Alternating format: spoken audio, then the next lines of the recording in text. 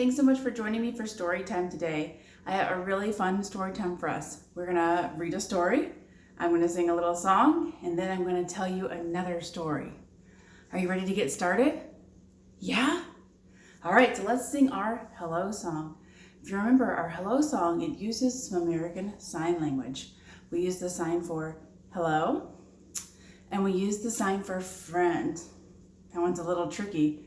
We have our two pointing fingers, and they give each other a little hug and another hug, and that's the sign for friend.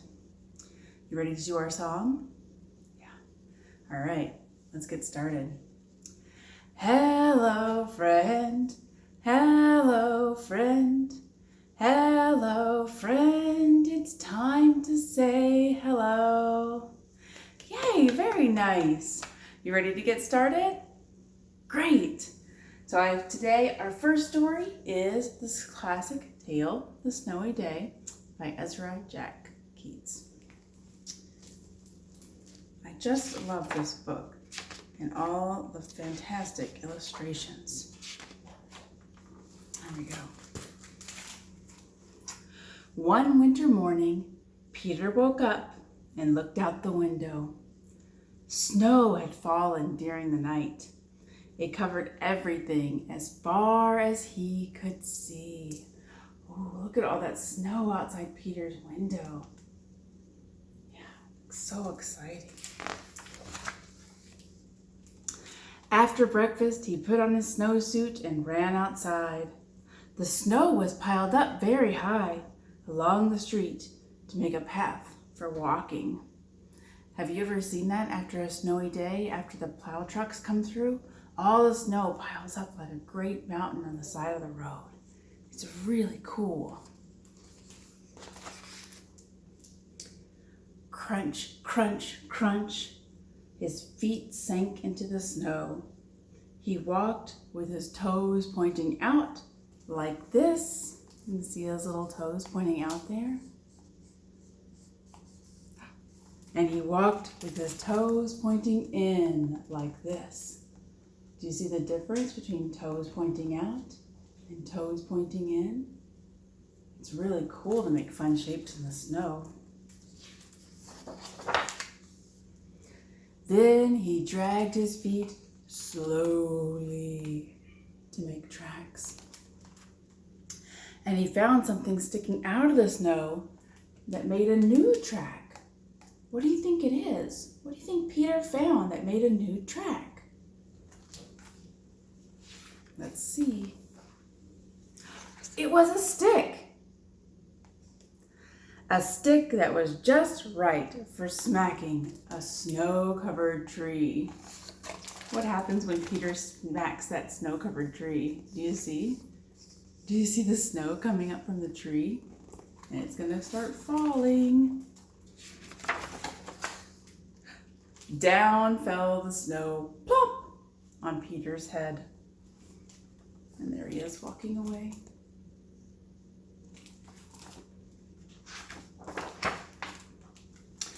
He thought it would be fun to join the big kids in their snowball fight, but he knew he wasn't old enough.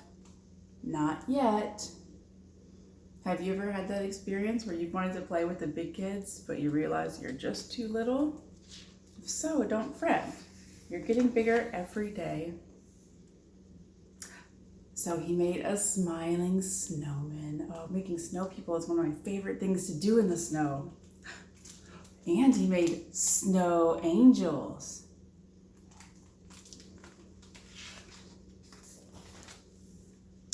He pretended he was a mountain climber. He climbed up a great big tall heaping mountain of snow. Oh goodness, they must have had a lot of snow in Peter's city. And then he slid all the way down. Whee! He picked up a handful of snow and another and still another. He packed it round and firm and put the snowball in his pocket for tomorrow. Then he went into his warm house. Do you think Peter's idea to save the snowball is going to work? Maybe. Let's see. He told his mother all about his adventures, while he took off his wet socks. Oh, it's very important to take off your wet socks and shoes when you come in from the snow. And he thought and thought and thought about them in a nice warm bath, getting all warmed up after his fun day in the snow. Before he got into bed, he looked in his pocket. His pocket was empty. The snowball wasn't there. He felt very sad. Do you know what happened to Peter's snowball? It melted, right? The snow melted. And then Peter went to bed.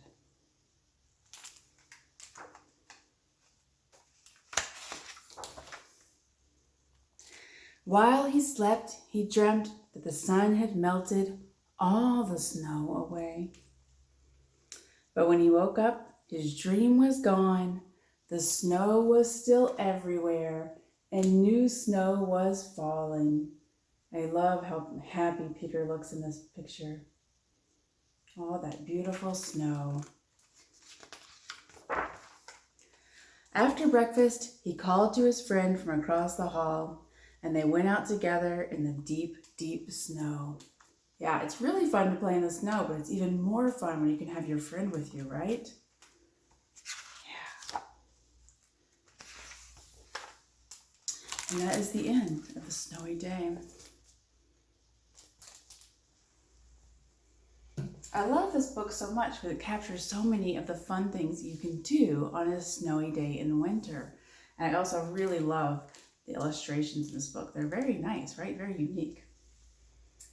Now, before Peter went out to the snow, you might remember that he got dressed, right? He put on some special clothes to keep himself warm for the winter. And I want to talk a little bit about those clothes. And to help us talk about winter clothes, I have my little friend, Margaret. So Margaret is ready to play in the snow, except she needs to put on some warm clothes. What kind of things do you think Margaret should put on to keep herself warm as she plays in the snow? Let's think. Is there something Margaret can put on her head? Yeah, she can put on her hat. What about on Margaret's feet? What should she put on her feet? Should she put on flip-flops? No, that wouldn't be very warm in the snow. Should she put on some nice big boots? Yeah, boots are really great to wear in the snow. And Margaret has some nice pink boots.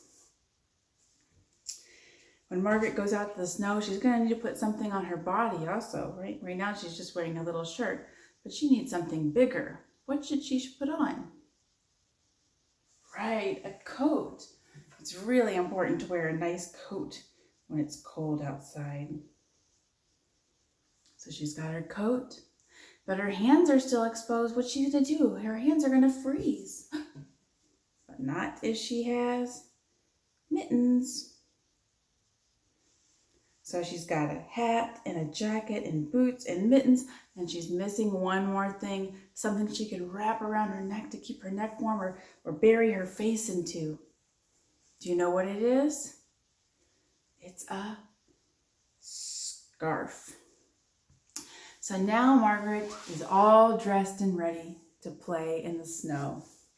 And to help us kind of remember our winter clothes, I have a little song for us. And it goes like this. Boots, jacket, scarf and hat, scarf and hat. Boots, jacket, scarf and hat, scarf and hat. In winter time we dress like that. Boots, jacket, scarf and hat, scarf and hat. Let's try to sing that one more time together, but a little bit faster. Boots, jacket, scarf and hat, scarf and hat. Boots, jacket, scarf and hat, scarf and hat. In winter time we dress like that. Boots, jacket, scarf and hat, scarf and hat. Very nice. Did you get it? Did you get the song? You can practice that, and I bet you could sing it even faster. It's very, very fun, and it's a great way to remember our winter clothes. We sang about our boots, We sang about the jacket. We sang about the scarf. And we sang about the hat. But wait, we didn't sing about the mittens. We didn't sing about the mittens, but I have a great story to help us remember our mittens. And it is a Ukrainian folktale called The Mitten. And here's how it goes. Once upon a time, there was a young boy named Nicky. And Nicky's grandmother, Baba, said to Nicky she was going to make him some new mittens for winter. And she asked Nicky what color mittens he would like to have. And Nicky thought about this for a little while. And then he said, I want mittens as white as the snow. And Nicky's grandmother said, oh, Nicky, maybe you should ask for another color, maybe green or blue, because a pair of white mittens, well, they would get lost in the snow. If you drop them, you may never find them again.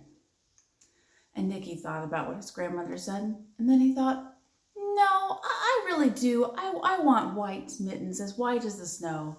And so Nicky's grandmother knit him these beautiful white mittens, as white as the snow. And Nicky went outside to play, and he had a very, very good time. And of course, not too long, he dropped one of his mittens. And he didn't realize it was gone, for it matched the snow perfectly. And he continued on playing in another part of the woods. After a little while, a small mole came by. And the mole was very cold, for he'd been outside for quite a while now looking around for some food. And he saw that little mitten in the snow, and he thought, oh, I could just burrow inside there for a while and get a little bit warm. And that's what Mole did, just snuggled himself right into the mitten and was having a very good time warming up. And after a little while, White Rabbit popped up. And Rabbit was also pretty cold out in the snow and saw Mole inside the mitten and said, oh, Mr. Mole, you think I could share your mitten with you? And the mole thought about this and said, you know, there's just the two of us and we're pretty small. Yeah, I think we can share this mitten. So the mole and the rabbit both snuggled up into the mitten. And after a little while, Hedgehog came around. And the hedgehog was shivering so much in his quills, even his quills were cold. And Hedgehog saw Rabbit and Mole in the mitten and said, do you think you might have room for another? And Rabbit and Mole, they looked at each other. They weren't really very sure, because hedgehogs aren't very comfortable with all their sharp, pointy quills. But they decided, yes, it is a cold day, and the friendly thing to do is to invite the hedgehog in. So they did. They made a little more room to fit in the hedgehog, and they thought, surely now the mitten is stuffed. No other animal could fit in here. But after a little while, Owl came by and asked, could I perhaps share some of this mitten with you?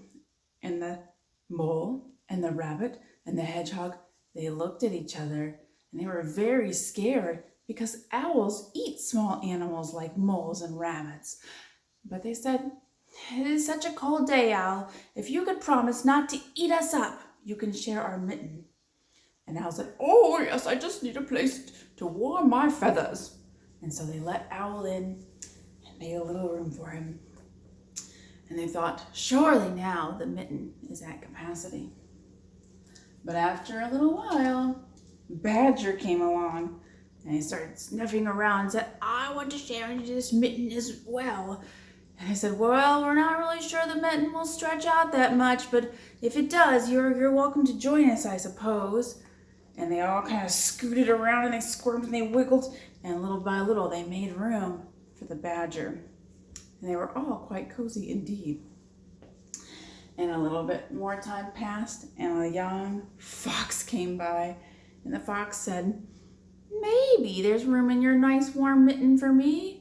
And the animals all looked at each other. Whoa, we don't really know. I mean, this mitten's holding quite a few animals. And the fox said, "Oh, come on, surely there's room for me." And he stuck one of his legs in and the other one, and he just wiggled his little bottom right into the mitten, and he made room for himself. So all the animals now were inside the mitten, and they were all very cozy. And then a great big bear came along, and the bear saw all these animals in their snuggly little mitten. He said, "I'm still very tired. I need to rest in a nice warm spot. Let's make room in this mitten for me." And none of the animals were about to question the bear. So they all kind of snuck down as small as they could, and they made room for the great big bear. And they all started to fall asleep. And then a wee little mouse came. Let's put the mouse here.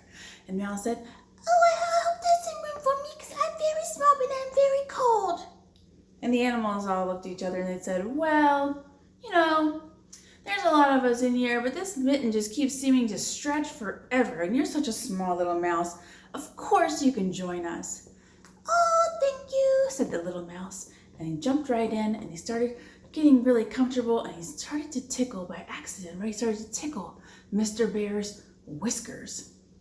And as the bear's whiskers were getting tickled, the bear, he let out a great big sneeze. And with his great big burst of a sneeze, all the animals flew out of the mitten, and the mitten itself started fluttering through the air. And little Nicky, walking through the woods, saw this great white shape floating through the air and reached up and he snapped it up, and it was his missing mitten. So when he went home that day, he was able to show his Baba he still had both of his pretty white mittens. And that is the story of the mitten. And that is the end of our story time. But before we go, we're going to sing our goodbye song. And our goodbye song is very similar to our hello song. It goes like, we use the sign for goodbye, and again we use that sign for friends. And you might have noticed that I also, in the song, opening song, I used the sign for time. I'm just pointing at my wrist as if I was wearing a watch. And I used the sign for say, which is just pointing at my mouth. So you can try to add those signs in too. And our goodbye song goes like this. Goodbye, friends.